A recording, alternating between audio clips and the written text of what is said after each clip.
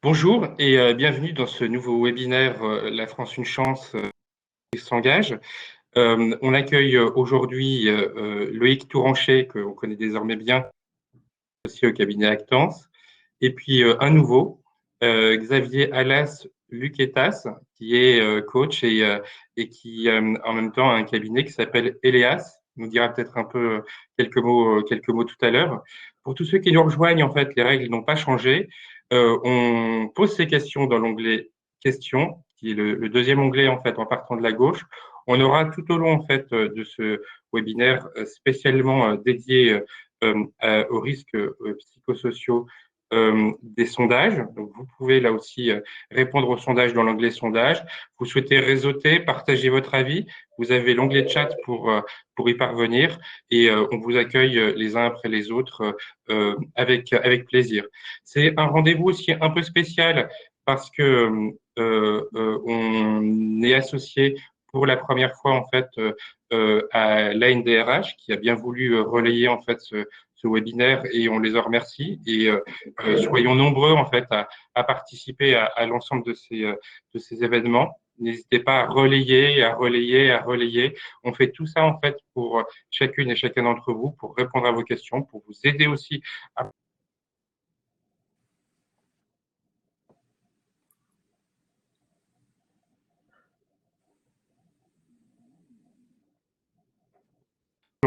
c'est ce que je vous propose, en fait, c'est de poser dès à présent vos questions dans l'onglet questions. On aura quelques minutes, en fait, pour pouvoir débroussailler avec Loïc le champ qui nous intéresse aujourd'hui.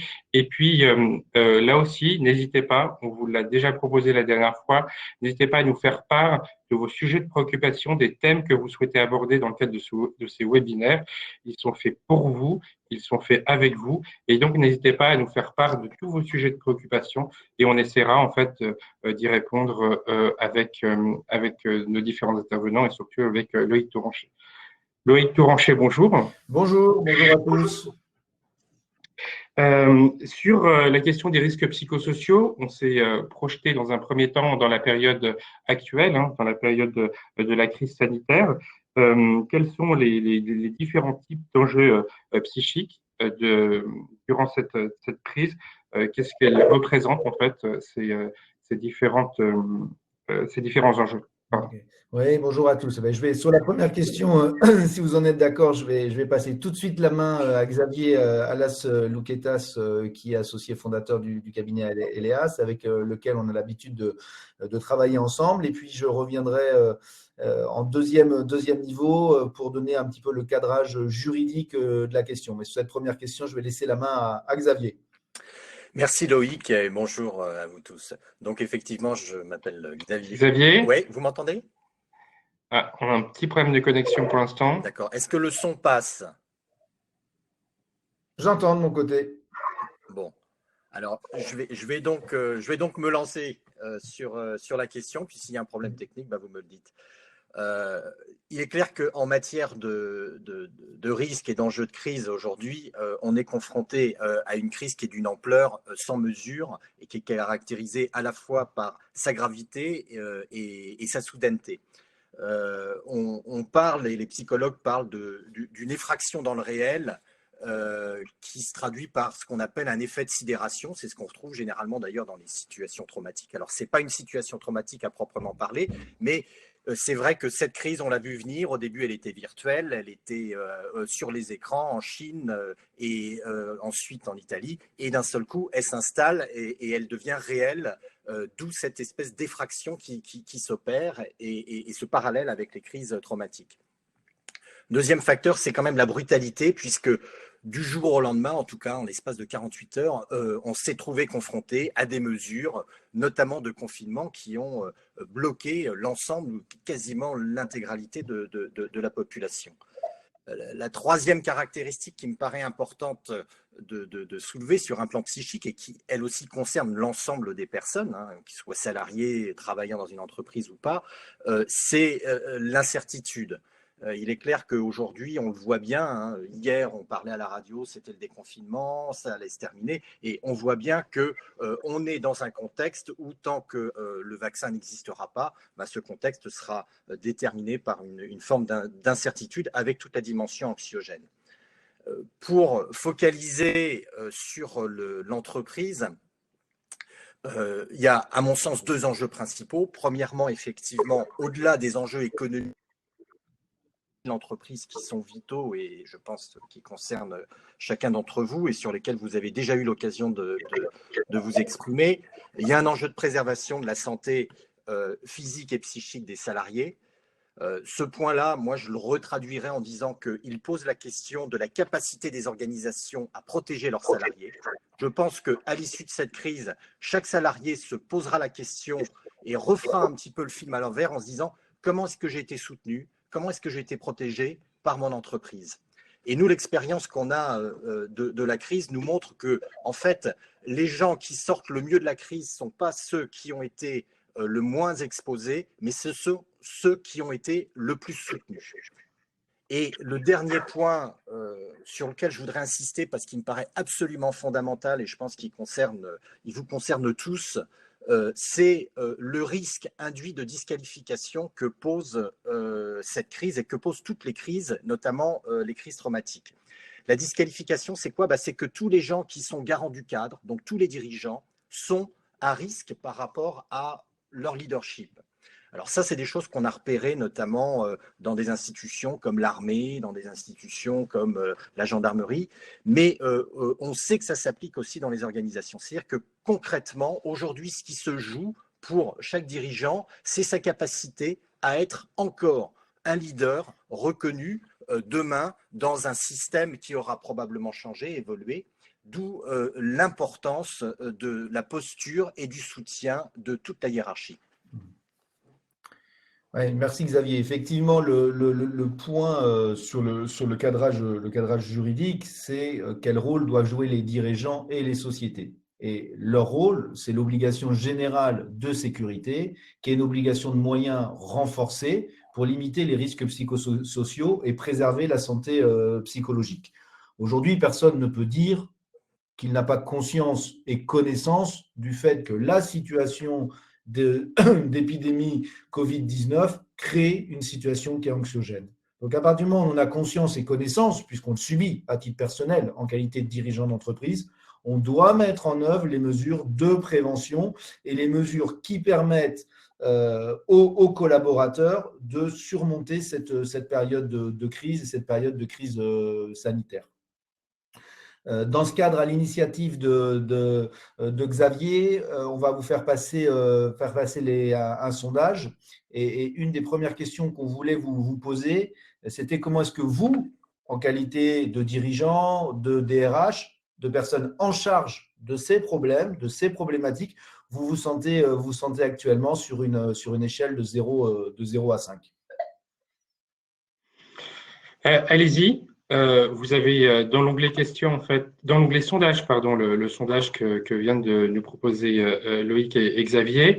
N'hésitez pas à répondre et puis je vous donnerai les résultats dans le courant de ce webinaire. Vous êtes déjà nombreux à répondre, n'hésitez pas, c'est le moment de pouvoir donner votre avis et de pouvoir voir où vous en êtes peut-être, là aussi, par rapport aux autres. Alors, j'y vais. Deuxième point qu'on souhaitait aborder en introduction avant de prendre les questions, c'est la question des collaborateurs qui sont sur site. Alors, je vais faire une petite introduction et ensuite on va dialoguer avec Xavier sur le sujet.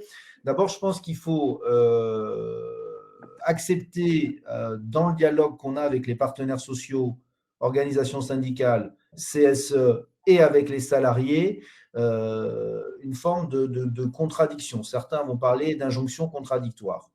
D'un côté, les journaux, le gouvernement, certains ministères envoie un message qui est de dire il faut absolument rester chez vous, vous êtes confinés, pas d'interaction avec quiconque, et on voit même dans certaines régions, on va même limiter la pratique sportive sur des créneaux horaires très, très, très faibles. Donc, première directive, injonction qu'on a de la part de l'État, qui est de dire restez chez vous. Ce qui est perçu par la collectivité des citoyens, qui sont aussi des salariés, comme étant bon, ben, si je reste chez moi, je ne peux pas travailler, en tout cas, je ne peux pas travailler sur site. Et deuxième injonction, qui est l'injonction qui est de dire il doit y avoir une continuité dans l'activité économique. Vous, entreprise, vous devez organiser la continuité économique en prenant en compte, bien sûr, les éléments de préservation de la santé psychologique et physique des collaborateurs. Et ces deux éléments créent pour un certain nombre des injonctions contradictoires et qui tendent à dire moi, je ne vais pas travailler, je ne vais pas venir travailler parce que petit 1, j'ai peur. Petit 2, si on revient sur le terrain juridique, j'estime qu'il y a un danger grave et imminent. Petit 3, je vais faire valoir un droit de retrait. Donc, sur le terrain juridique, il faut effectivement pouvoir analyser au cas par cas. La ligne directrice est la suivante. Le principe, c'est la continuité de l'activité économique,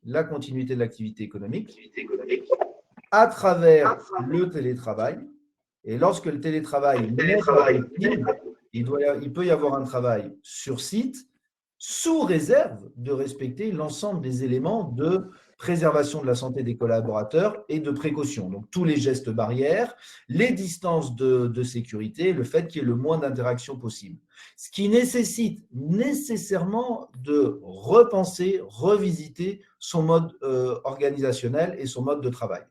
Il n'en demeure pas moins, et je passe la parole à Xavier, que des collaborateurs, à partir du moment où on leur dit vous allez venir travailler sur site, ça génère pour nombre d'eux un certain nombre de montées de stress et d'angoisse. Oui, alors c'est vrai que ces injonctions contradictoires, on les voit, on les entend. Et alors, chez Léas, on a un certain nombre, plusieurs centaines de milliers de salariés qui sont sous la protection de nos dispositifs, notamment de ligne d'écoute, et on a des remontées qui sont assez éloquentes. Néanmoins, c'est vrai que je pense que d'abord, il y a une distinction à faire entre les professionnels qui sont mobilisés et dont le métier est un métier qui nécessite un engagement. Je pense notamment aux médecins, je pense notamment aux infirmières, je pense notamment aux policiers, etc.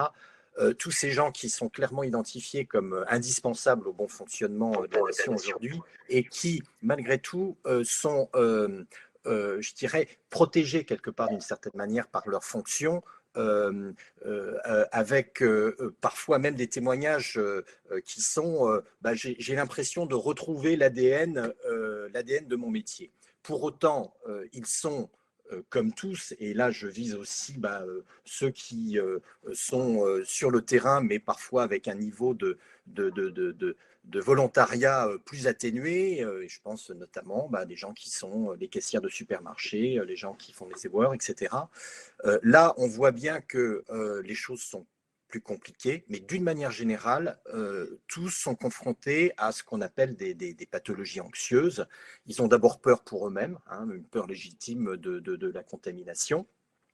Ils ont peur aussi de ramener le virus à la maison. On a beaucoup de gens qui nous appellent et qui sont dans un sentiment de culpabilité par rapport au risque induit qu'ils font courir à des gens qui sont proches d'eux. Il y en a même certains qui ont pris la décision de se couper de leur famille pour pouvoir continuer d'exercer leur métier. Sans oublier le fait que tous ces gens-là aujourd'hui sont en plus dans l'exercice de leur métier, confrontés parfois à des pénuries d'effectifs, également à une forme d'ostracisme, notamment les voisins, la famille, etc. On a vu des choses passer qui étaient un petit peu choquantes de cet ordre-là, et puis aussi des incivilités, parce que dans un contexte comme celui-là, forcément, elles se multiplient.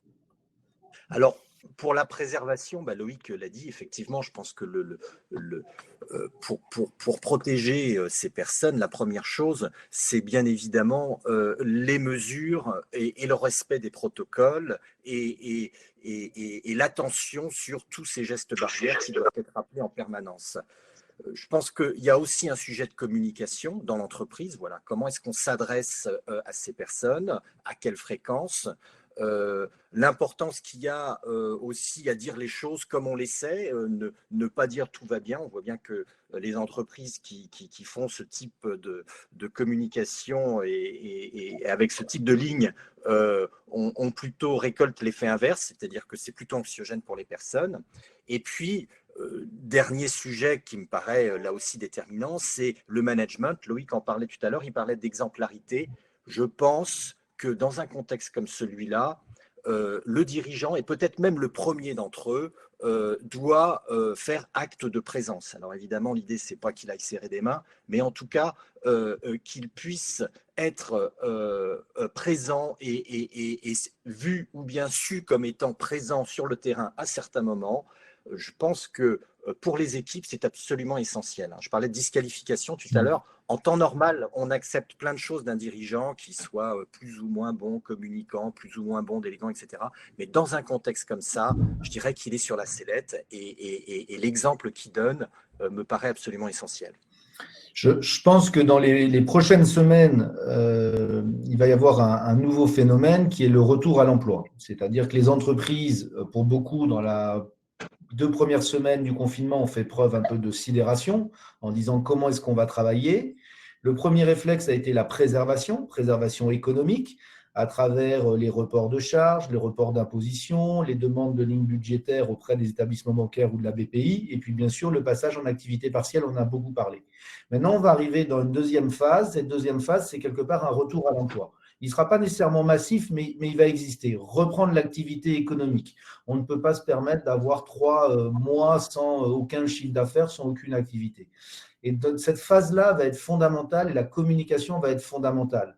Et là, comme disait Xavier, d'indiquer qu'il y a des problèmes, il y a des difficultés, on ne les occulte pas, tout ne va pas bien, c'est très compliqué, on le dit, expliquer l'ensemble des mesures de prévention mises en œuvre, des choses les plus simples aux choses les plus compliquées, parce que pour le retour à l'emploi, il ne va pas simplement falloir dire aux collaborateurs on est obligé collectivement, nous sommes contraints de retourner à l'emploi. Il va falloir leur expliquer comment est-ce qu'on retourne à l'emploi, comment est-ce qu'on fait pour garantir leur sécurité, garantir leur santé, pour que ce retour à l'emploi se passe de façon positive et avec une énergie positive qui est de dire c'est bien qu'on puisse retourner à l'emploi et on sait que notre santé est préservée.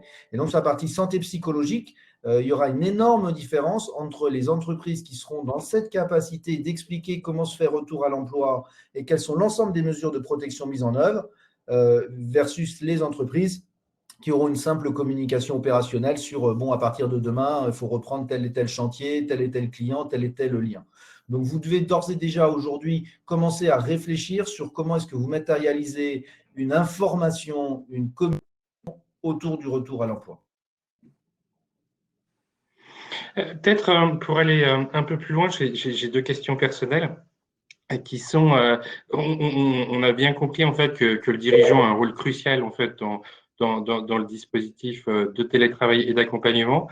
Comment lui-même en fait il peut être soutenu et accompagné, éviter de se retrouver seul et puis et l'aider à la réflexion. Et puis peut-être une question qui va un peu dans le même sens, c'est le télétravail enlève forcément une part de relations un peu plus quotidiennes et de ressenti. Et comment on s'aperçoit que justement en face de nous, on a quelqu'un qui va mal et comment on peut le détecter? Alors, je vais commencer, puis Loïc poursuivra. Donc, deux questions importantes. Effectivement, pour être un dirigeant et un manager soutenant, il faut être soutenu soi-même. Il y a une logique hiérarchique et à l'inverse aussi, le manager stressé va être un manager stressant. En fin de compte, en période de pandémie, je me permettrai quand même de rappeler qu'il n'y a rien de plus contagieux que les émotions. Et partant de là, c'est vrai que le dirigeant doit obtenir, alors les ressources généralement dans les organisations avec lesquelles j'ai l'occasion de travailler, ce sont des collègues, les DRH notamment, sont souvent les personnes qui sont, à mon sens, le plus en capacité de soutenir les dirigeants. Alors vous me direz qui va soutenir les DRH. Bon, voilà, il y a une espèce de ronde qui doit être organisée, un petit peu en marguerite, hein, où chacun soutient chacun. On est aussi quand même dans un contexte où il faut penser à soi et à ses ressources. Les ressources, alors à la fois les ressources propres qui sont celles que tout à chacun développe, hein, s'accorder du temps, savoir poser des limites, trouver des personnes et des pairs avec lesquels on peut échanger. Je pense que on le voit bien, la période elle est quand même sujette à tout un tas de nouveaux liens qui sont en train de s'opérer entre les personnes, qui sont des liens virtuels mais qui sont des liens réels quand même. Et aujourd'hui, je vois en tout cas dans beaucoup d'entreprises toute une logique en chaîne qui est en train de se mettre en œuvre de soutien des personnes les unes par rapport aux autres. Et je dirais que le paradoxe, c'est probablement que lorsqu'on arrivera dans une période dite de sortie de crise, après un pré-déconfinement, on aura l'occasion d'en reparler, je pense que c'est peut-être là que ça sera le plus difficile parce que la question sera, est-ce que tout ce soutien mis en œuvre aujourd'hui et à l'œuvre dont bénéficient les uns et les autres et même les dirigeants, est-ce qu'il pourrait être maintenu? Et s'il ne l'est pas, je pense que c'est là où on aura des risques d'effondrement. Alors effectivement, sur ce sujet, je pense que c'est un sujet de rituel. En tout cas, c'est une des préconisations qu'on peut vous faire. Comme disait Xavier, le dirigeant doit être soutenu. Comment est-ce qu'il peut être soutenu? À travers des rituels, avec un comité de direction, où tous les jours, je pense, ou tous les 2 jours, il doit y avoir une demi-heure, 1 heure qui sont consacrées à un échange, bien sûr un échange sur l'activité et les difficultés, mais aussi un échange personnel, donc souvent autour du dirigeant, comme je disais, et du comité de direction, sous un modèle qui est un modèle voilà, visio ou téléphone, gestion de crise, mais il faut s'astreindre à avoir ce moment d'échange quasi quotidien. À certains jours, on a beaucoup de choses à se dire, d'autres jours, on a moins de choses à se dire. Des fois, c'est extrêmement sérieux. Des fois, dans certains secteurs, parce qu'on va être dans les secteurs touchés, ce sont des moments graves, puisque ce sont des moments malheureusement de décompte de malades, voire de décès. Et d'autres moments sont des moments peut-être plus futiles. Il est impératif que le dirigeant impose et s'impose à lui-même ces moments. Il ne doit pas rester dans l'isolement, il ne doit pas être dans le coup de téléphone au coup par coup quand il a une idée, quand il a un besoin. Voilà, il faut avoir ce rituel quasi journalier. Et je dirais par rapport aux préoccupations classiques, en tout cas aux sollicitations que je peux avoir en la matière, c'est ce même rituel qui doit être mis en place pour garder le lien avec les télétravailleurs. Alors, pas nécessairement l'ensemble des télétravailleurs. Évidemment, le dirigeant ne va pas pouvoir se charger de l'ensemble des télétravailleurs, mais ensuite va relayer à des managers qui eux-mêmes vont relayer. Mais chaque jour, on doit avoir un lien avec ces équipes, on doit s'y astreindre. Le créneau doit être bloqué, il doit être certain. Ça crée pour les collaborateurs une certitude. Je sais qu'aujourd'hui, à 18h, je parlerai à mon manager. Si j'ai quelque chose à lui dire, je pourrai avoir des réponses. Et j'aurai cet échange. Il y aura une mise à jour de la situation. Comment va l'entreprise? Quelles sont les décisions qui ont été prises? Quels sont les points positifs? Quels sont les points négatifs? Les points de trésorerie, les clients, les réactions, les initiatives. Voilà. Et ça permet vraiment d'avoir une communication. Donc, le dirigeant doit s'astreindre à le faire dans son premier cercle. Et ensuite, il doit l'organiser pour que ça soit redescendu dans la totalité de l'organisation.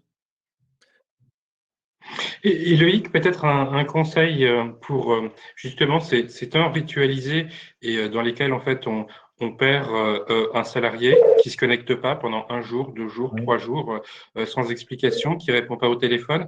Où on fait quoi en fait dans ce type de situation en tant que manager? Tu as parfaitement raison. Le premier point, c'est que si j'ai pas ce rituel, Ben, je ne sais pas si le collaborateur ne se connecte pas. La deuxième question que tu posais, et qui est la question la plus compliquée, mais comment je fais à distance pour recevoir ces éléments, ces faisceaux, ces facteurs selon lesquels le collaborateur serait en situation de souffrance, de risques psychosociaux? Ben, pour ça, il faut avoir un rituel déjà mis en place et pouvoir constater qu'il ne s'est pas connecté une fois, deux fois, trois fois. Alors moi, je vous dirais, il ne s'est pas connecté une fois, c'est une fois de trop. Donc là, tout de suite, en qualité de manager ou de dirigeant, je réagis. Téléphone, SMS, je pose la question. Et là, on revient sur autre chose, on pourra en discuter sur les bonnes pratiques du télétravail. On va faire un webinaire sur les bonnes pratiques du télétravail. Je ne suis pas dans le flicage, je suis dans le principe de précaution, la réassurance et le fait d'aller chercher une information auprès du collaborateur. Donc, pour répondre de façon pragmatique à la question, je mets en place un rituel, j'ai une personne qui est absente, je l'appelle immédiatement. Si je n'ai pas de rituel, je ne peux pas contrôler. Et donc ça, ensuite, je l'organise au sein de toute l'entreprise. Il faut que 100% de l'entreprise soit liée à une forme de rituel pour qu'on puisse contrôler justement les difficultés éventuelles des uns et des autres et pouvoir avoir simplement l'information pour pouvoir la traiter. Je crois. Très bien. Peut-être une question, parce que elle est très, enfin, elle est plébiscitée en fait par les uns et par les autres. Une question de Laetitia Bicheron, qui est un peu connexe en fait à ce qu'on dit et qui mêle un peu télétravail et pour le coup activité partielle. Enfin, quelle limite de l'accompagnement des salariés en parcours en chômage partiel? Quelle juste distance? Jusqu'où va-t-on pour entrer dans l'intimité, les questions intrafamiliales des salariés en parcours qui sont dans le besoin? Là, on parle de salariés qui sont visiblement dans des structures d'insertion. Alors, Jusqu'où on va en en fait, fait. je trouve que c'est effectivement il y a parfois un malentendu sur ce qu'on met derrière le soutien. Un soutien, pour qu'il soit effectif dans une organisation, et à nouveau particulièrement dans un contexte comme celui-là, puisque c'est ça qui fera la différence entre les organisations qui sortiront de la crise et celles qui, quelque part, verront s'enquister dans leur fonctionnement des dysfonctionnements, du mal-être, et qui, quelque part, le paieront cher. La différence, c'est effectivement comment les gens se sentent soutenus. Or, le soutien, c'est pas forcément de rentrer dans l'intimité de la personne. Le soutien, c'est lorsque s'articule à l'intérieur de l'entreprise quelque chose. Alors, Loïc le disait, c'est vrai qu'il y a déjà toute la dimension managériale, c'est-à-dire qu'un manager, dans un contexte comme celui-là, qui est un contexte de télétravail, qui a été mis en place de manière urgente, mal organisé, même si, je dirais, l'intelligence de situation fait que les choses se mettent en place. Mais le fait est que pour beaucoup de personnes, ça n'a pas été un choix, sont compliqués à vivre.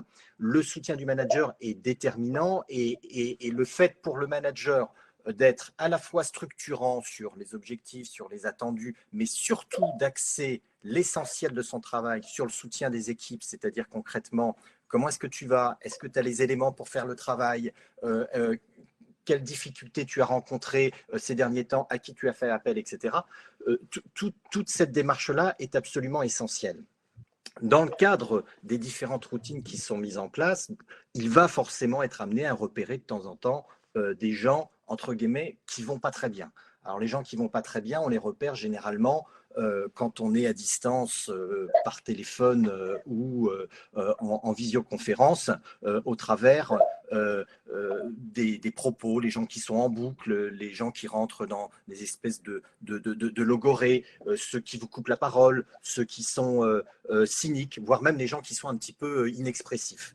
Vous avez même, et nous on a pas mal de situations comme ça, de gens qui nous appellent en disant voilà, j'ai quelqu'un qui a craqué, concrètement, comment est-ce que je peux gérer la situation? Face à quelqu'un qui se trouve comme ça dans une situation qui n'est pas bien ou qui craque, effectivement, je pense que déjà la première des choses quand ça se passe au téléphone, c'est de lui donner la possibilité de se ressaisir et de lui dire si tu souhaites, je peux te rappeler d'ici une demi-heure. Considérer que quelqu'un qui se met à sangloter au téléphone, voilà, c'est pas le meilleur c'est pas les meilleures conditions pour pouvoir échanger avec lui. Et à la suite de ça, il va falloir avoir une démarche. Alors, ce que j'entends par une démarche de soutien, c'est à la fois ne pas banaliser le fait que voilà, c'est peut-être important, donc faire état quelque part de son inquiétude, ne pas banaliser sur le mode bon bah c'est normal en ce moment tout le monde va mal. La deuxième chose, c'est d'essayer de voir qu'est-ce qui est compliqué en ce moment, et à partir de là, c'est de pouvoir réorienter cette personne. C'est-à-dire qu'il faut bien considérer que quelqu'un qui ne va pas bien, c'est quelqu'un qui doit être réorienté. Si c'est un problème personnel, plutôt vers un dispositif psychologique qui peuvent exister au travers de la médecine du travail ou au travers des dispositifs internes à l'entreprise. Si c'est un problème professionnel, ben là, il va falloir voir comment on va pouvoir le gérer. Mais c'est vrai que tout ce qui relève du champ privé, à mon sens, doit être laissé quelque part. Alors, si la personne vous dit en ce moment c'est compliqué parce que ma femme, parce que les enfants, parce que ceci, évidemment, on peut le comprendre, particulièrement dans un contexte comme celui-là, on peut l'écouter, mais je pense qu'il y a intérêt à ne pas aller dans le champ de l'intimité. Le contexte du télétravail imposé crée déjà des problèmes de frontières, et je pense que ça serait les amplifier que de rentrer trop sur ces sujets. Et puis, à nouveau, derrière, c'est parce qu'il y aura une action en réseau, c'est-à-dire le médecin du travail mis dans la boucle, éventuellement le RH, s'il y en a un. J'ai vu qu'il n'y avait pas de RH partout, effectivement. Et le réseau interne, c'est-à-dire ne jamais oublier de poser la question aux personnes qui ne vont pas bien, c'est qui est-ce qui pourrait t'aider autour de toi? Est-ce qu'éventuellement je pourrais contacter cette personne pour m'assurer que les choses vont bien se passer? Voilà. Le soutien, c'est ça. C'est pas de la psychologie du café du top. Et sur la partie articulation avec l'activité partielle, il faut faire la distinction entre l'activité partielle réduite, je ne travaille que 2 jours par semaine, et l'activité partielle totale, je ne travaille plus du tout. Sur l'activité partielle réduite, si je travaille 2 jours par semaine, que ce soit sur site ou en télétravail, c'est bien évidemment à ce moment-là qu'il faut mettre en place les routines, les rituels et les points. Sur une activité partielle totale, je n'ai plus d'activité. Techniquement, je n'ai plus d'obligation vis-à-vis de mon employeur puisque le contrat est suspendu, mais je pense que là, ça serait une erreur que de laisser des semaines et des semaines sans aucune interaction avec les collaborateurs concernés. Comme indiquait Xavier, le retour de bâton serait sans doute très, très négatif. Donc, il faut également, pour ces collaborateurs, mettre des rituels qui vont être beaucoup plus courts, qui vont être sur un format « je vous donne l'information ». Nous sommes en activité partielle pendant sans doute 4 semaines, mais toutes les 2 semaines, je vous reconfirme ou non une reprise. Je vous fais un petit état de la situation de l'entreprise, mais ne pas laisser des collaborateurs, entre guillemets, dans la nature, sans leur avoir parlé pendant toute la durée du confinement. Ça veut dire qu'on n'aura pas parlé à des collaborateurs, voire à 70% de notre entreprise pendant 2 mois. Ça ne paraît pas envisageable. Et juste, je prends une question, Laurent Vol, que j'ai vu passer, sur quel levier pour aider un manager à prendre conscience de son absence. Là, il faut agir. Là, je pense qu'il faut agir, effectivement, et solliciter du manager qui fasse des points réguliers, lui faire passer le message qu'il y a un besoin dans l'équipe ou pour soi-même, et solliciter le collaborateur, puisque, à défaut, on génère de la frustration. Cette frustration générera de la rancœur au moment de la reprise et créera des crispations dans le cadre de la relation de travail, crispations qui créeront eux-mêmes des risques psychosociaux, voire du mal-être au travail. Donc, on est dans la spirale négative. Donc, on ne rentre pas dans cette spirale négative.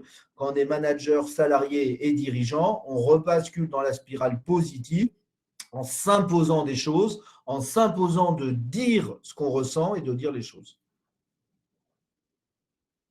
C'est vrai que sur la question du management, là aussi, j'ai pas mal de témoignages. En fait, dans un contexte comme celui-là, dans un contexte de crise qui génère du surstress parmi les personnes, je dirais que nos dysfonctionnements sont amplifiés. Hein. Et les gens, par exemple, qui sont, et les managers notamment, qui ont une petite tendance à être dans le contrôle, dans un contexte de crise, ils vont basculer souvent dans l'hyper-contrôle. À l'inverse, des gens qui ont un peu de mal à prendre des décisions, qui sont un petit peu indécis, dans un contexte de crise, parfois, on les voit, ils vont avoir tendance à ne plus pouvoir prendre aucune décision, on ne va plus les entendre.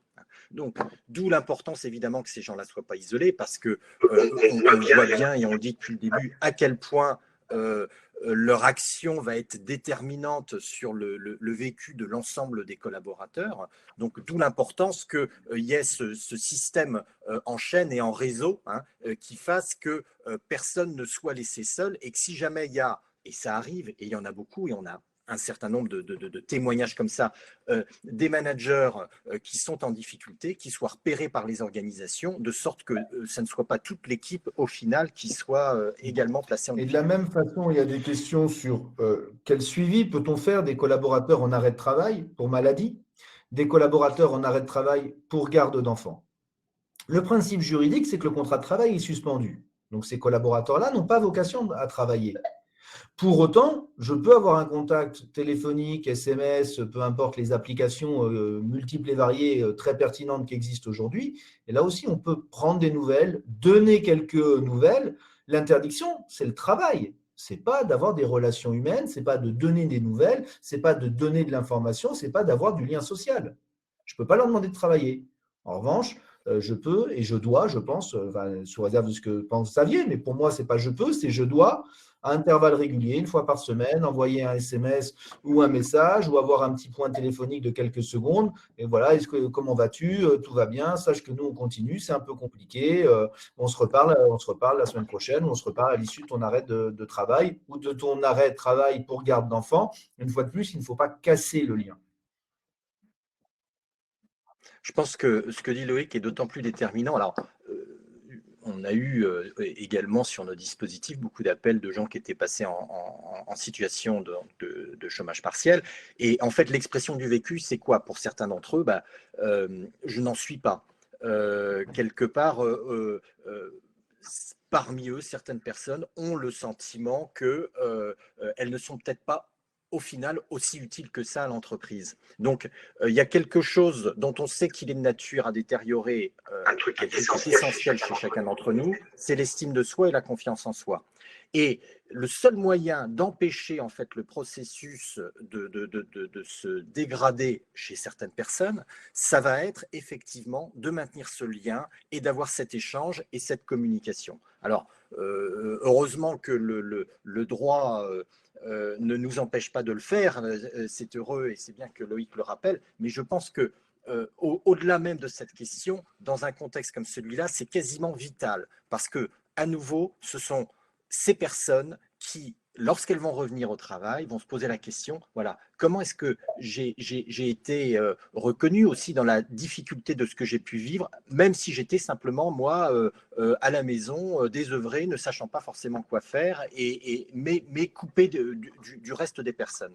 Donc, je pense que j'ai vu des pratiques se mettre en place avec des systèmes en marguerite, que j'évoquais rapidement tout à l'heure, où une personne en appelle une autre, qui en appelle une autre, et lorsqu'il y a un trou dans la chaîne, paf, on rapporte que telle personne n'a pas pu être jointe. Et la personne qui est au cœur de la marguerite, elle sait qu'il y a une personne qui n'a pas pu être jointe. Et à partir de là, il y a une action qui se met en place.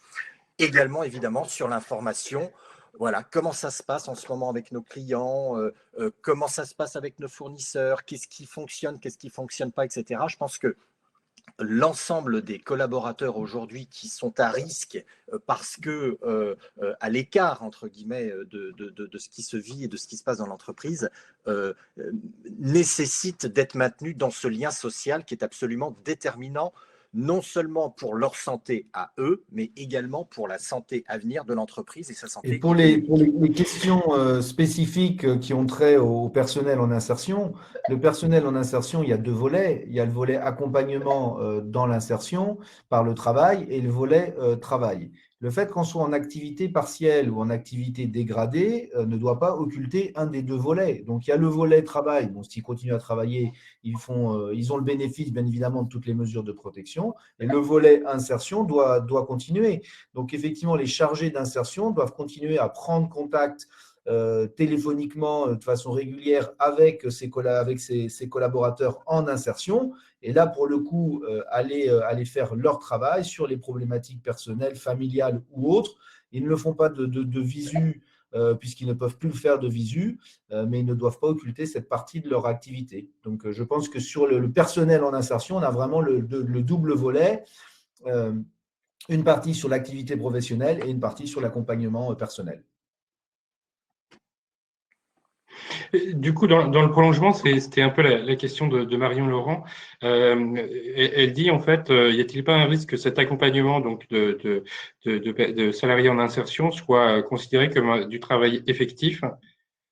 Là, pour le coup, Non, je pense que sur le débat travail effectif et la particularité effectivement des personnes en insertion, où j'ai une partie travail effectif productif et une partie accompagnement, si les collaborateurs sont mis sur le terrain de l'activité partielle, oui, évidemment, ils ne peuvent pas avoir d'activité professionnelle, sans quoi on serait sur le terrain de la fraude, ça c'est clair. Mais le point qui nous intéresse aujourd'hui, c'est préserver la santé psychologique des collaborateurs, et y compris des collaborateurs les plus fragilisés, et notamment des collaborateurs en insertion. Pour moi, c'est une question de quantum. Si vous dites aux collaborateurs en insertion, et les chargés d'insertion font un point de 2 fois 1 heure par semaine, ce qui veut oui, on pourrait nous dire c'est du temps de travail effectif, donc on pourrait avoir un problème de fraude par rapport à l'activité partielle. Là, on parle plutôt de contacts plus ponctuels, plus dans l'accompagnement psychologique pour voir s'il y a un problème. Donc, je suis moins dans l'accompagnement sur le long terme que simplement d'être sur un niveau dégradé, qui est de dire y a-t-il un problème ou pas, pour préserver la santé du collaborateur en insertion. on a une question aussi de Yann qui nous dit nous sommes une entreprise d'insertion accueillant un public parfois fragile. Ce contexte souvent anxiogène atteint parfois nos salariés jusqu'à les pousser à ne plus venir au travail. Comment accompagner ces salariés?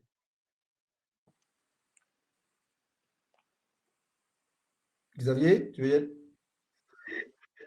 Pardon. Alors, je pense que là encore, la question du lien avec l'entreprise est absolument déterminante. Hein. C'est-à-dire que on est de toute façon dans une situation où on ne fait pas les choses comme on souhaiterait les faire.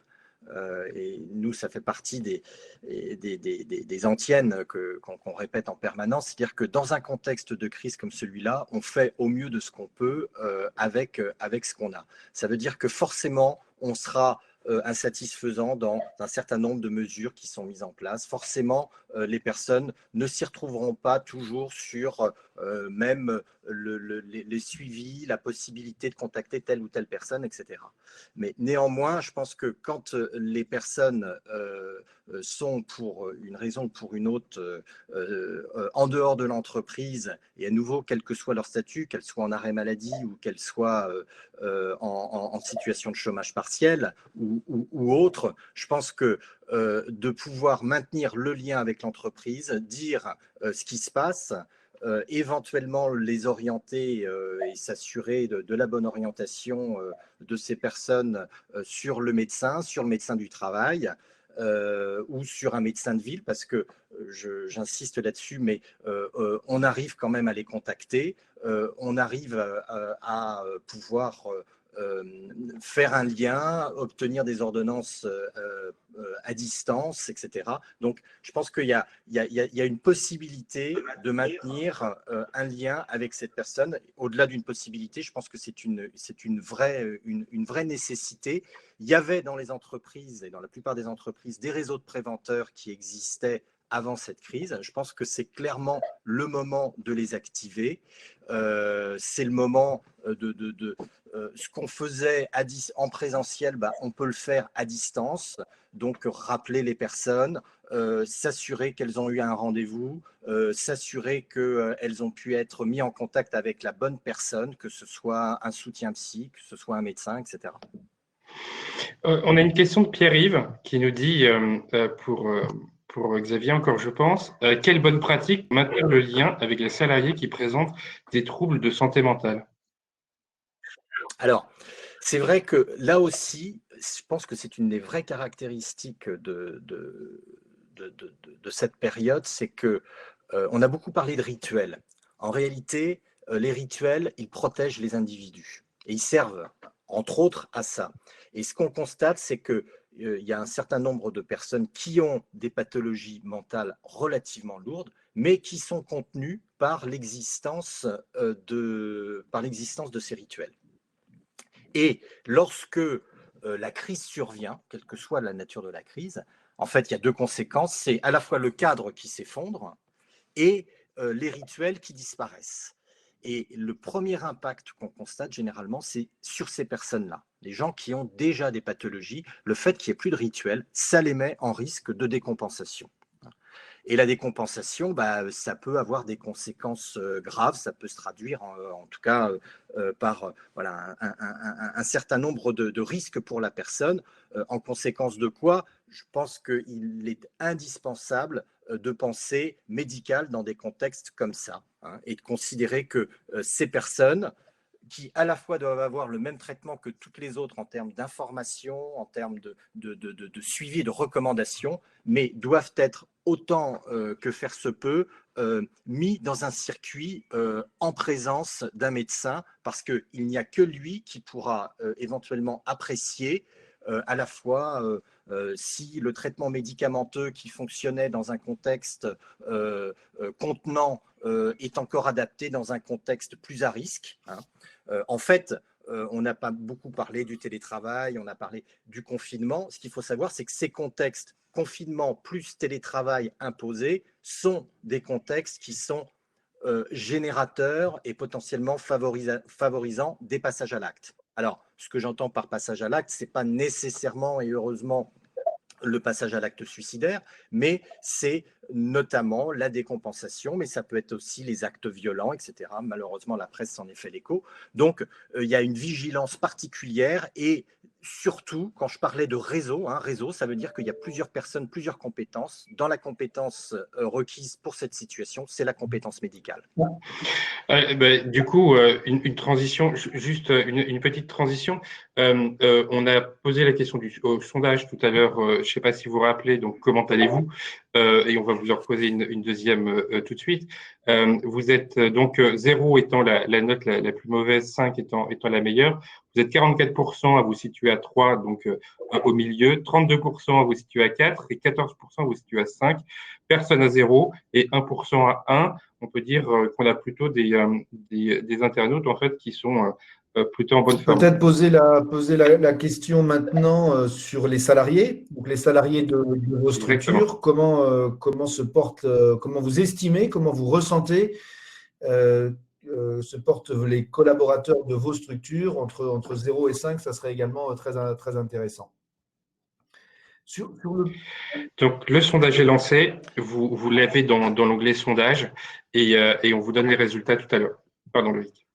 Voilà, juste un petit point sur le sondage parce que, en fait, les deux questions sont un clin d'œil, mais souvent, pour savoir comment va un manager, hein, comment est-ce qu'il va, on lui pose cette question. On lui dit « Comment vas-tu » Alors, évidemment, la première réponse, c'est de dire bah, « Ça va, moi, ça va ». Et ensuite, on lui demande « Et comment va ton équipe? Est-ce que tu peux me parler un petit peu de ton équipe ?» Et le constat qu'on fait quand même, c'est que quand un manager est en difficulté, quand c'est compliqué pour lui, quand il est confronté, et on sait, Dieu sait qu'ils peuvent être confrontés à tout un tas de difficultés, de pressions, de tensions, le fait de ne pas pouvoir parler de son équipe ou d'avoir du mal à exprimer et à dire comment va son équipe, en tout cas, est un facteur qui doit alerter et qui doit nous amener à se dire, est-ce que mon manager en face, est-ce qu'il va si bien que ça? Un manager à nouveau en capacité de soutenir, c'est un manager qui peut parler de son équipe, qui va voir qu'il y a des gens qui vont plus ou moins bien, qui va repérer que telle personne, tiens, et du coup, qu'est-ce que tu as fait avec lui, etc. Voilà, c'est un petit peu cet échange aussi, et je pense que c'est probablement on entend partout que la crise va changer des tas de choses. Il y a peut-être une chose essentielle, à mon sens, que cette crise va changer, entre autres, c'est le fait que demander de l'aide, c'est une compétence. Savoir demander de l'aide, quand on est confronté à des situations et ne pas considérer qu'au motif que on est manager, on est censé savoir, on est censé faire, et puis que si on ne sait pas, on le tait. Je pense que cette dimension-là, évidemment, elle doit être diffusée dans les organisations. Et évidemment, les dirigeants doivent montrer l'exemple, voilà, en montrant que on a tous des limites de compétences et que la première des compétences qui doit être reconnue, c'est celle qui consiste à savoir demander de l'aide quand on ne sait pas ou quand on est en difficulté. On a des réactions, pas mal de réactions en fait à ce qu'on a pu dire tout à l'heure sur la continuité de l'accompagnement des salariés en insertion. Et du coup, on a une réaction qui englobe un peu toutes celles qui sont proposées, qui dit: je suis d'accord pour assurer une continuité d'accompagnement, sauf que l'ensemble de nos partenaires formation, auto-école, OPCO, emploi, travailleurs sociaux sont en situation de confinement. Quel type d'accompagnement autre que psychologique pour vous nous mettre en place? Alors, il n'y a pas de réponse. À ce sujet. Pas de réponse toute faite, et effectivement, c'est les difficultés auxquelles vous êtes confrontés au quotidien, comme d'autres sont confrontés sur des difficultés d'activité professionnelle, puisque certains collègues sont en activité partielle, des prestataires sont plus disponibles, des fournisseurs ne sont plus disponibles. Donc, dans ce cadre-là, la réponse qu'on peut apporter, c'est qu'il faut essayer de réinventer un mode de fonctionnement qui va être un mode de fonctionnement dégradé. Aujourd'hui, ce qui nous intéresse au premier chef, c'est effectivement la santé psychologique. Et ça doit être votre priorité numéro 1 sur la prise en compte de la santé psychologique des collaborateurs. Et ensuite, effectivement, numéro 2, c'est la continuité d'activité. Donc, on ne peut pas fonctionner comme avant puisque l'ensemble des interlocuteurs sont soit en confinement, soit ont arrêté leur activité. Pas de réponse toute faite. Réfléchissez comment on peut faire. Est-ce qu'on peut faire avec des webinars? Est-ce qu'on peut en profiter pour que le collaborateur en insertion fasse autre chose avec d'autres méthodologies de travail qui ne sont pas de gré à gré et qui ne sont pas d'interaction physique? Il faut reprendre ce que l'on faisait habituellement avec lui et voir tout ce qui peut être fait à distance. On a une deuxième question en fait sur justement le travail à distance. On dit l'hypercommunication nécessaire pendant le confinement au sein de l'équipe nous conduit à faire des points visio plus réguliers et nous fait sentir moins productifs qu'à l'habitude. Comment déculpabiliser l'équipe d'utiliser ce temps de travail journalier pour maintenir le lien? Alors, je vais et puis je te donnerai la parole. Le point, c'est que ce qui est comparable. Vous vous levez à une certaine heure, vous prenez les transports en commun, la voiture, le scooter pour aller au travail. Votre journée de travail, elle n'a toujours pas commencé. Vous serrez énormément de mains, vous faites des bises, tout ce qui est interdit aujourd'hui, vous prenez le café. Certains et hop, ils s'installent à leur écran et commencent à travailler. Ils ont un coup de fil personnel, ils le prennent. Il y a un bonjour, ils disent bonjour, et tiens, tu déjeunes où ce midi? Tu vas à la cafette? Oui, à la cafette, c'est pas très bon, est-ce qu'on va dehors? Comment on fait? Etc.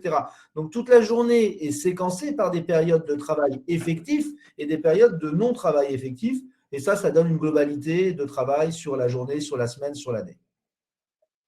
Quand on est en télétravail, c'est la même chose. Il n'y a pas de raison que ça soit différent.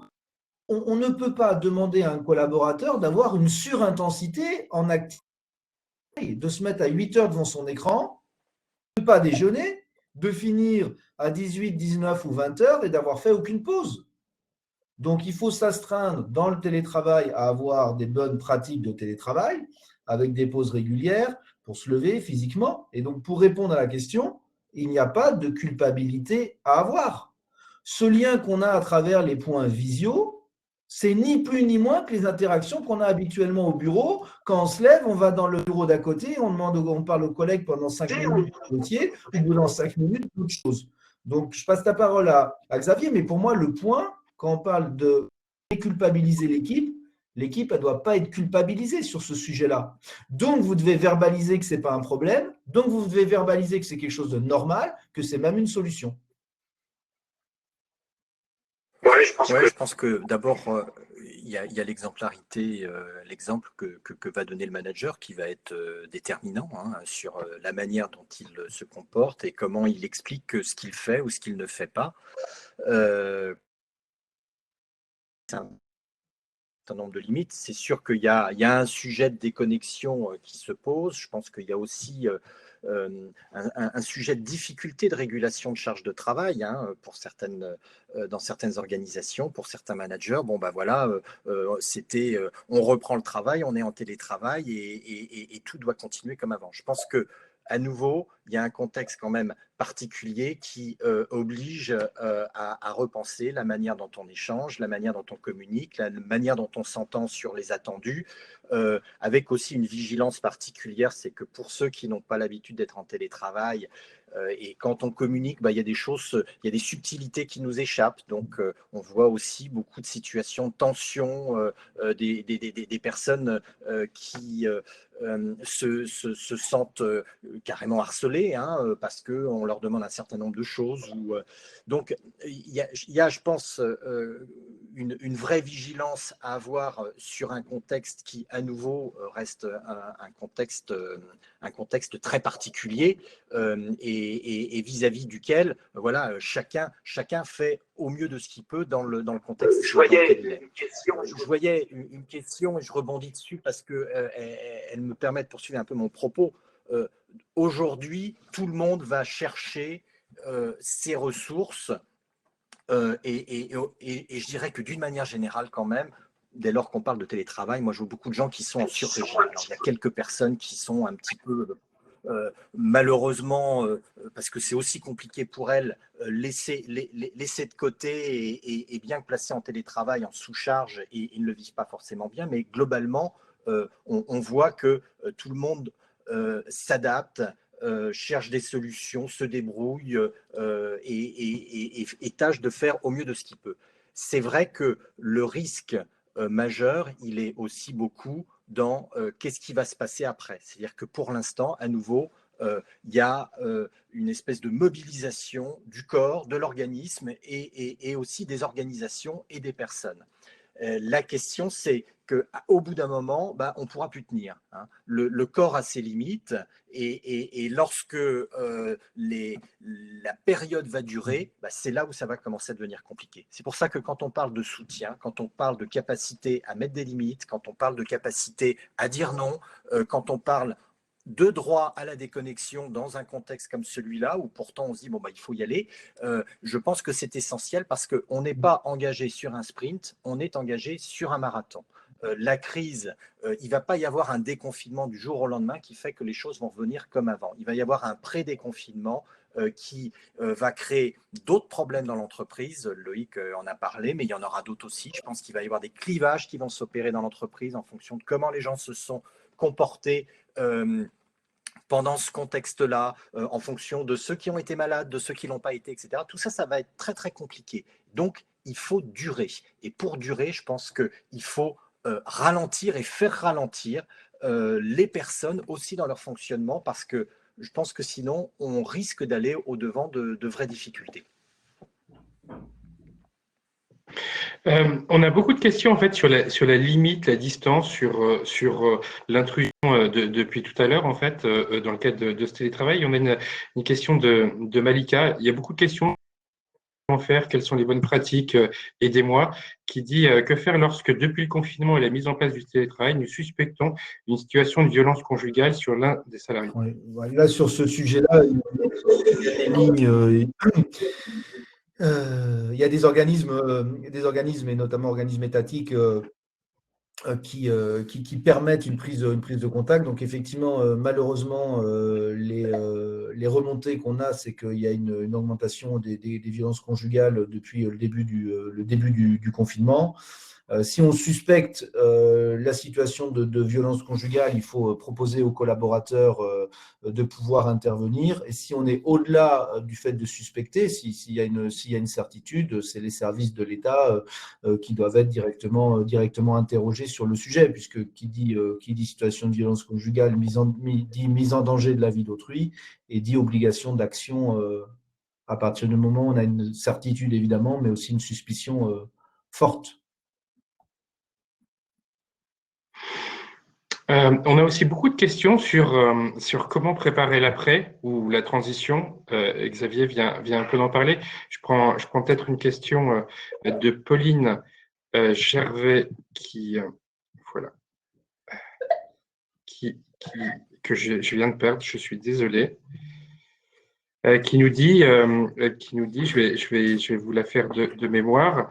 Je vais vous la faire de mémoire. Elle nous dit comment je prépare en fait l'après. Comment préparer les salariés à la reprise de l'activité pendant le confinement? Une partie devra reprendre le travail quand une partie restera au chômage au même salaire. Comment manager sans imposer et reprendre l'activité par étapes?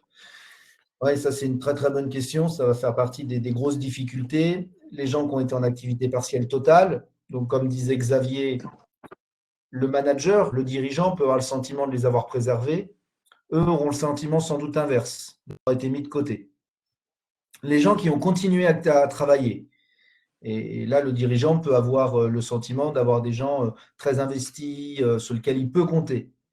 Les salariés, eux, pourront avoir un sentiment un petit peu différent, être fatigués. Grosse fatigue psychologique, grosse tension pendant toute cette période, envie de se reposer. Et puis, globalement, les collaborateurs dans la collectivité, et nous, on vit une période de crise qui est fatigante, moralement, qui demande de retrouver des repères familiaux. Certains découvrent qu'ils avaient un conjoint ou une conjointe et des enfants. Reprendre en tout cas des équilibres. Tout ça fatigue. Et donc, il va falloir que le chef d'entreprise en tienne compte dans la reprise pour ne pas considérer uniquement que c'est une chance, ça repart, enfin on est sorti de la crise, enfin on va pouvoir faire du chiffre d'affaires et que je veux que tout le monde soit derrière moi, sur son cheval, debout, parce que cette vision-là va se heurter sans doute à des réactions qui pourront être un petit peu violentes des collaborateurs. Donc là, pas de recette miracle non plus, mais prendre en compte ce qu'ont pu ressentir les gens qui ont été en télétravail, prendre en compte ce qu'ont pu ressentir les gens qui ont été en activité partielle, donc un petit peu privés d'emploi, prendre en compte ceux qui ont travaillé, la fatigue, voir si des roulements peuvent être mis en place, se poser aussi la question de la gestion, notamment des congés payés, éventuellement des RTT. On a le risque d'avoir au déconfinement des gens qui posent massivement des JRTT, des congés payés, envie d'aller prendre l'air. Ceux qui sont dans les grandes métropoles, aller à la campagne, aller au bord de la mer, profiter différemment de sa famille, pas dans un 2 pièces de 40 mètres carrés, mais sur une plage. Donc tout ça doit être anticipé par le chef d'entreprise, sans quoi la reprise là aussi sera compliquée. Donc avoir un plan de reprise, un plan de continuité d'activité, un plan de montée en charge, voir en face de cette montée en charge quels collaborateurs je mets par rapport aux typologies de collaborateurs que j'ai pu évoquer.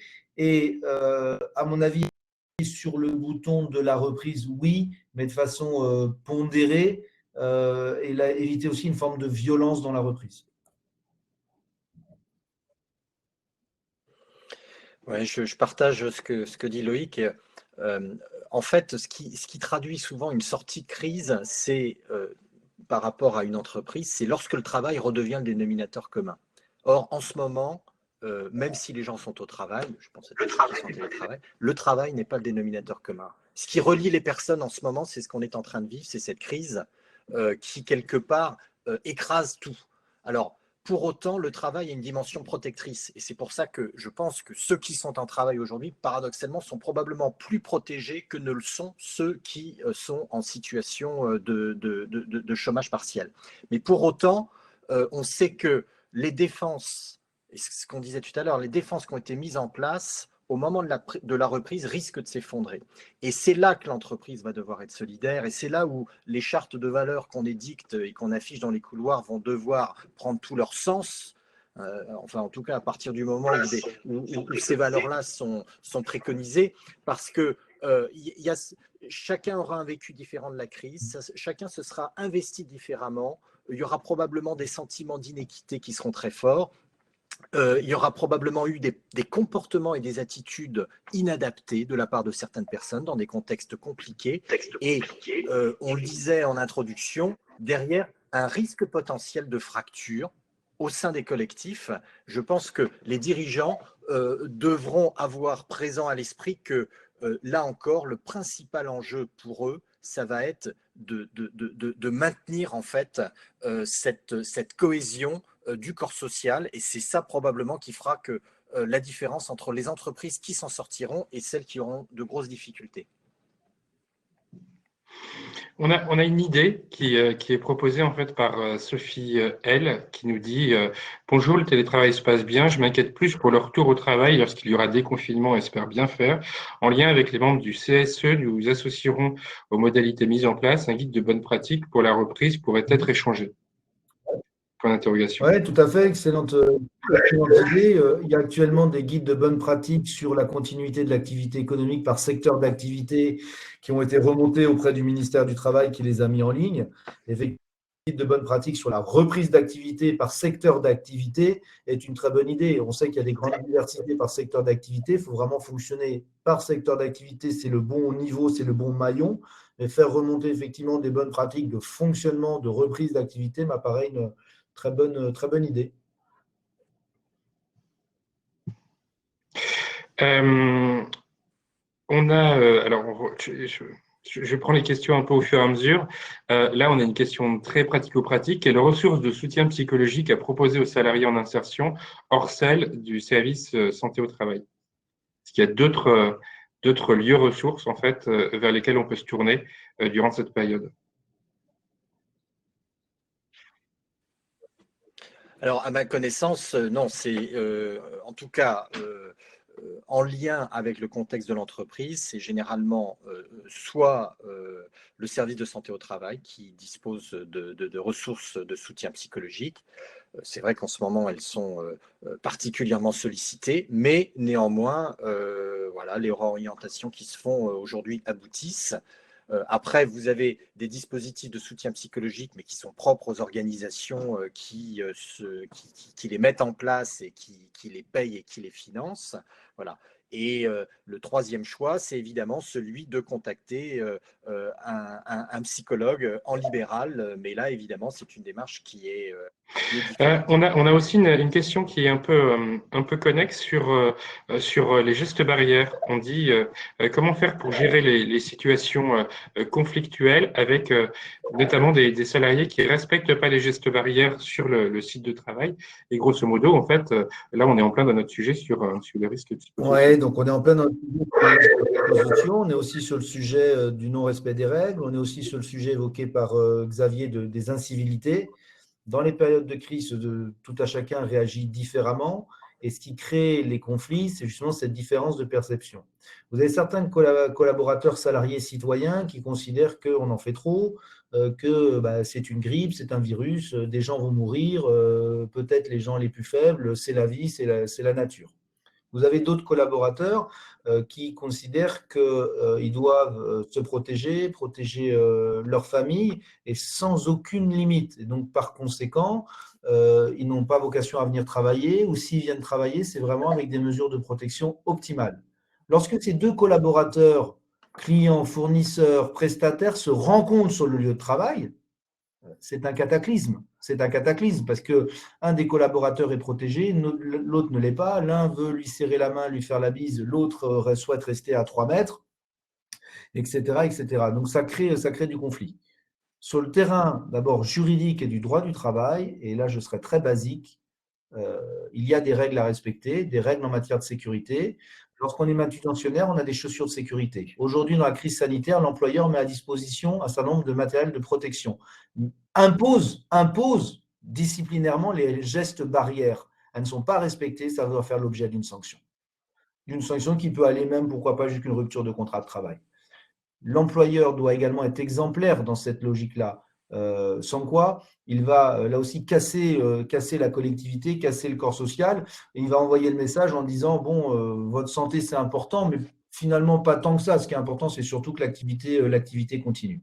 L'activité doit continuer, mais en préservant la santé des collaborateurs. Donc la réponse de droit du travail, en tout cas, c'est le droit disciplinaire, c'est la sanction. On met en place des mesures de protection, on les impose, elles doivent être respectées.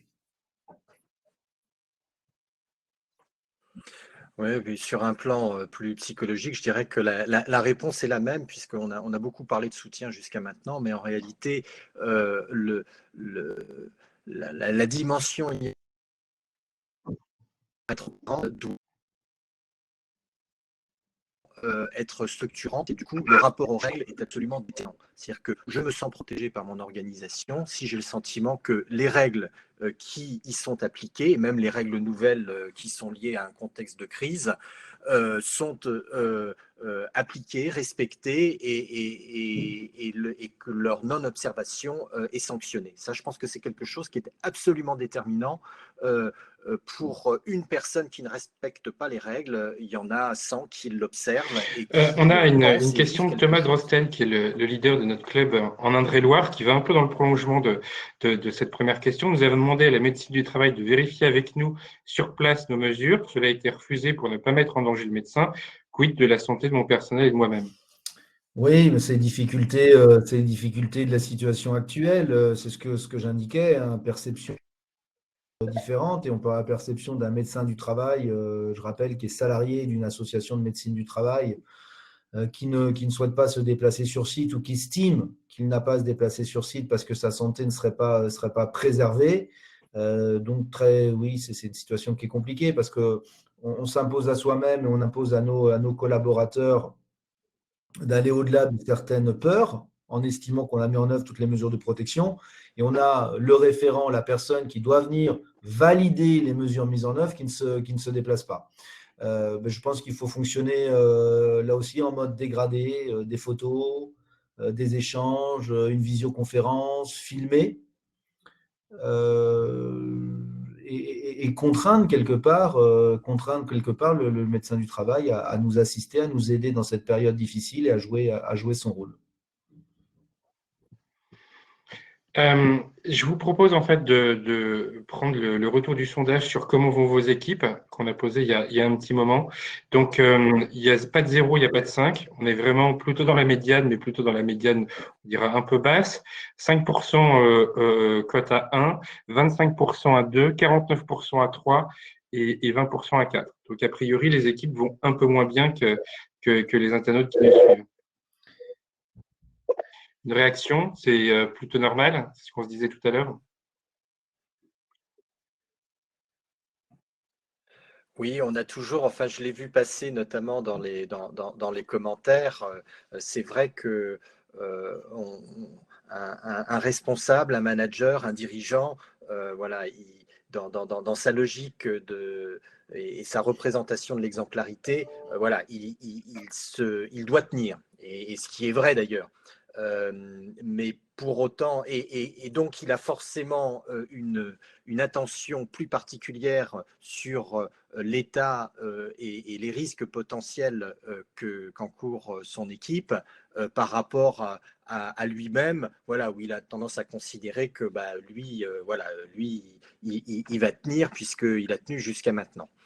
Même si voilà, je tempère mon propos en rappelant que voilà, pour pouvoir tenir dans la durée, il faut savoir se ressourcer en tant que dirigeant. Un dirigeant, en fin de compte, il impulse beaucoup plus au travers ce qu'il est, ce qu'il dégage, plutôt qu'au travers ce qu'il dit, son discours, voire même qu'au travers ce qu'il fait. Et je pense que c'est particulièrement vrai dans un contexte de crise. Donc, préservez-vous aussi et continuez d'être attentif à vos équipes. Je pense que c'est effectivement le meilleur moyen de préparer l'après, indépendamment de tout ce qu'on sait pas encore. Excuse-moi un petit point, Laurent. Je pense que le point évoqué par Xavier et ce qu'il a indiqué il y a également quelques minutes, la notion de durée est fondamentale. On n'est pas dans une crise dont la durée va se compter en semaines, mais va se compter en mois. Alors, certes, le déconfinement partiel aura peut-être eu lieu, mais un retour à la normale dans les relations de travail, dans l'écosystème dans lequel vous travaillez, entre le 15 mars et mai, juin, juillet, on parle en plusieurs mois. On est aujourd'hui début avril, et je crois que vous preniez conscience tous du fait que ça va être long, ça va être fatigant. Souvent, c'est Xavier qui m'a dit ça il y a quelques années, puisque moi-même je suis dirigeant d'entreprise. Souvent, il m'a dit les dirigeants ont l'impression d'avoir une énergie inépuisable. Et c'est faux. c'est faux. On a tous une énergie qui, à un moment donné, peut s'épuiser. Donc voilà, donc le message vis-à-vis, en tout cas, des dirigeants, des comités de direction, c'est également, il y a une première phase, une phase de crise aiguë. On va arriver sur le plateau. Il faut respirer, il faut prendre un peu de temps pour soi, pour se ressourcer, parce qu'il faudra repartir. Et il y aura des phases qui vont arriver qui seront compliquées, très compliquées, comme la reprise. Et il faudra à ce moment-là être bien dans sa tête et bien dans son corps. Je vous propose de lancer le troisième sondage sur comment vous sentez-vous outillé dans la période. Voilà. Avez-vous le sentiment d'avoir les ressources nécessaires pour faire face à les situations? Là aussi, on répond de 0 à 5. 0, donc, j'ai pas de ressources nécessaires. Et 5, j'ai tout ce qu'il me faut pour pouvoir affronter la période et la suite. On avait une question. On va prendre encore quelques questions, si vous voulez bien. On a une question de Marion Godet qui nous dit quel levier en tant que salarié j'ai pour aider mon manager à prendre conscience de son absence dans la période.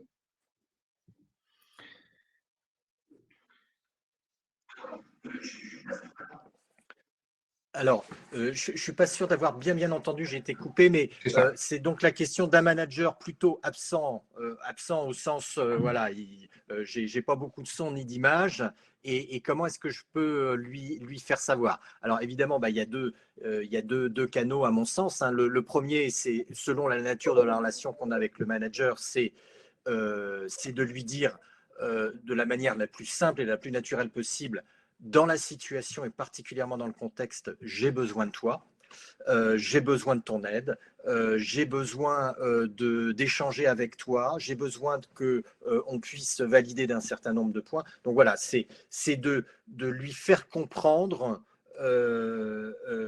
en utilisant le besoin, hein, en partant de son propre besoin à soi, qu'il est utile au bon fonctionnement de l'organisation, qu'il est utile à la réalisation du travail, mais en partant de son besoin. Si jamais la relation ne le permet pas et qu'on a quelqu'un dont on pressent que voilà, il ne va pas bouger, il ne va pas réagir. Alors, première hypothèse déjà, c'est que c'est probablement quelqu'un qui n'est pas bien. C'est probablement, il fait partie de ces managers qui sont aujourd'hui peut-être dépassés par ce qu'il est en train de vivre, ce qui est en train d'arriver. Hein, il faut, on l'a dit, on le redit, voilà, le manager est un homme ou une femme comme un autre et donc voilà, en proie à des difficultés. Et là, je pense qu'il faut pouvoir se tourner vers soit le niveau du dessus, soit éventuellement la responsable ou le responsable RH s'il y en a un, en disant voilà, j'ai une difficulté, j'ai le sentiment que mon manager voilà, a du mal à entendre, peut-être qu'il est en difficulté, j'aimerais bien que vous puissiez valider ce point-là avec lui. Et du coup, voilà, on saisit d'autres personnes, voire la hiérarchie, pour pouvoir, entre guillemets, faire aussi son propre travail de soutien, d'analyse de la situation et de voir si jamais le manager est en capacité de poursuivre ou pas. Mais le pire serait bien évidemment de ne rien faire et de rester dans une situation qui inéluctablement va finir par impacter la situation de la personne.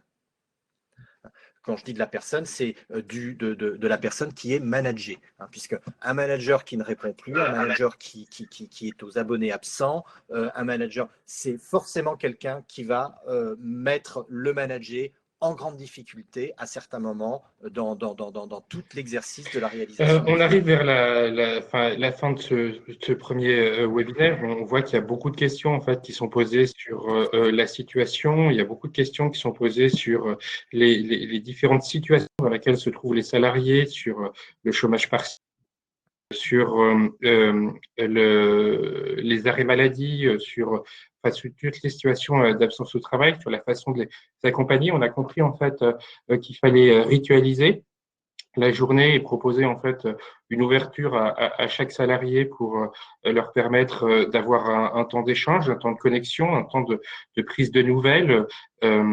Voilà. Et on a une question qui nous est posée alors là sur des salariés plutôt en difficulté, nous disent, mais moi j'ai plutôt des salariés en insertion, on est sur des entreprises sociales inclusives, qui nous disent, mais moi les salariés n'ont pas d'ordinateur, ont peu de moyens de communication. Dans ce cas-là, qu'est-ce que j'ai comme mode encore plus dégradé dans la relation? Le téléphone, sans doute. Effectivement, il y a plein de collaborateurs qui n'ont pas d'ordinateur, donc on ne peut pas faire des visios ou autres. La majorité de la population, néanmoins, a un téléphone, hein. On ne parle pas nécessairement de smartphone ou de téléphone très perfectionné, mais un téléphone. Donc il reste le contact téléphonique, prendre des nouvelles à travers le téléphone. Et pour tous ceux qui nous posent la question aussi sur comment aujourd'hui je profite de l'instant maintenant en tant que dirigeant de mon entreprise pour préparer l'après, est-ce que vous avez des conseils, une méthode, une réflexion qui je dois associer absolument? Alors, tout dépend de la taille des structures et l'organisation des structures. Sur les structures de taille importante, il faudra travailler en concertation avec les partenaires sociaux pour que les partenaires sociaux soient des relais dans la reprise, au même titre que les managers. Donc ça va passer nécessairement par un plan très construit d'information, de communication autour du plan de reprise qui devra passer strate par strate pour qu'au moment de cette reprise, c'est déjà comme dans l'entreprise. C'est-à-dire ne pas attendre en tant que telle la reprise, mais l'anticiper de plusieurs semaines en fonction des annonces gouvernementales, en fonction du secteur d'activité, mais pour commencer avec les partenaires sociaux à dire s'il y a une reprise à telle date, voilà comment on envisage les choses, avec les managers, les faire travailler sur les plannings prévisionnels de reprise, certes avec tous les aléas qu'il y a et tout l'aspect prévisionnel. Mais ne pas attendre l'annonce, la reprise pour se mettre au travail. Il faut anticiper de 1 semaine, 2 semaines, 3 semaines. J'ai presque envie de dire, il va falloir commencer à en parler la semaine prochaine, en fait, pour les plus grosses structures. Plus petite structure, c'est d'accompagner les collaborateurs également pour les aider à se projeter. Si jamais on devait recommencer demain, voilà comment je ferais. Et donc passer par de la communication, des emails, des échanges, où on se projette intellectuellement avec les collaborateurs en direct pour qu'eux-mêmes puissent commencer à créer cette projection et avoir une vision de la reprise. Éviter la rupture brutale. Je ne vous ai pas parlé pendant 6 semaines en activité. Le dimanche soir, à 23h32, j'envoie un mail de 5 pages qui explique que lundi, je veux tout le monde sur le pont et que voilà comment on va fonctionner.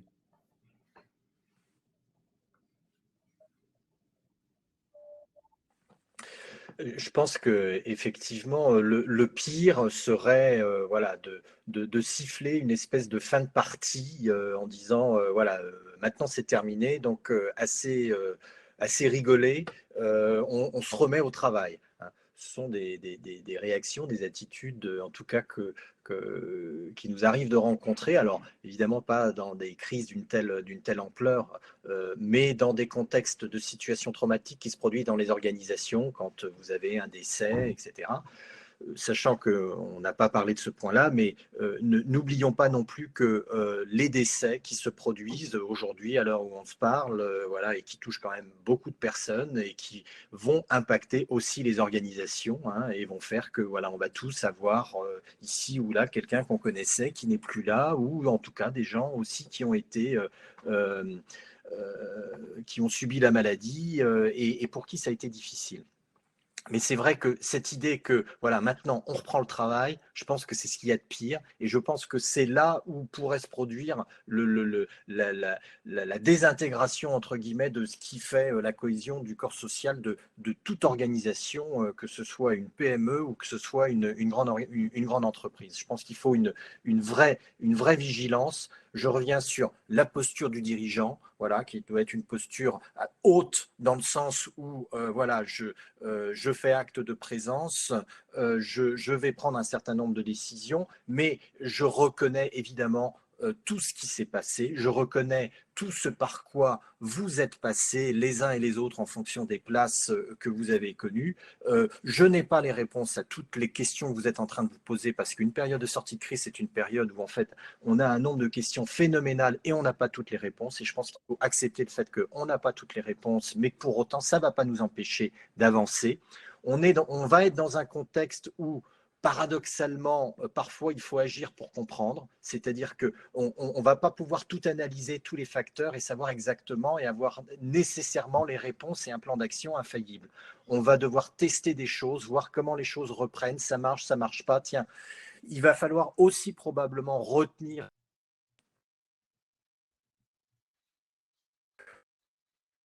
Il y a eu un pour autant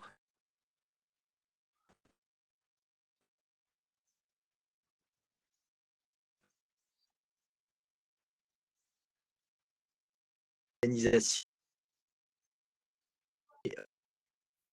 un peu un diagnostic ou en autodiagnostic ou extérieur pour pouvoir recueillir un petit peu voilà, tout le vécu et puis toutes les pratiques, bonnes ou mauvaises, tout ce qui est ressorti de tout ça.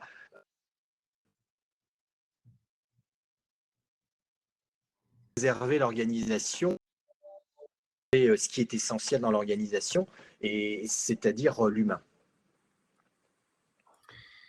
Et également faire un diagnostic sur la situation économique, vos fournisseurs, vos prestataires, vos collègues, vos concurrents, dans votre écosystème, vont avoir vécu cette période difficile, cette période traumatique, comme indiquait Xavier, avec un certain nombre de décès. Donc, il va être important pendant cette période de faire également ce diagnostic sur le terrain économique et organisationnel.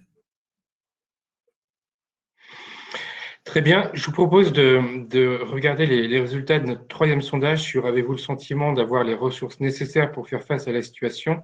Vous êtes 2% à déclarer absolument avoir rien du tout, 11% à côté à 1, 30% à 2. On arrive à la moyenne à 37%, 17% à 4 et 4% à 5. On a plutôt affaire, Loïc, à des internautes qui se sentent, pour le coup, un peu désemparés pour le moment. Oui, c'est effectivement c'est logique puisqu'on vit une situation qui est inédite, où chacun essaye de s'adapter. On parle de ressources au sens général, de ressources internes, de ressources externes. Donc c'est logique que beaucoup de personnes se sentent désemparées. On est dans la première phase. Il va falloir maintenant, justement, et c'est aussi notre rôle collectif, mobiliser les ressources qui fonctionnent. Donc là, j'entends de mobiliser des ressources externes. Qu'est-ce qui fonctionne? Avoir des aides, des bonnes pratiques, bien utiliser son écosystème. Nous nous posons à 90% tous les mêmes questions. Il y a 10% de questions qui sont particulières à notre activité ou particulières à notre secteur géographique ou que sais-je. À 90%, ce sont les mêmes questions. À ces questions, il y a un certain nombre de bonnes pratiques. Il faut mutualiser pour que le dirigeant et la personne physique, le collaborateur, n'ait pas ce sentiment de ne pas avoir les ressources pour faire face à la difficulté. Mutualisons les bonnes pratiques, mutualisons les ressources pour que tout à chacun se sente mieux dans cette période difficile.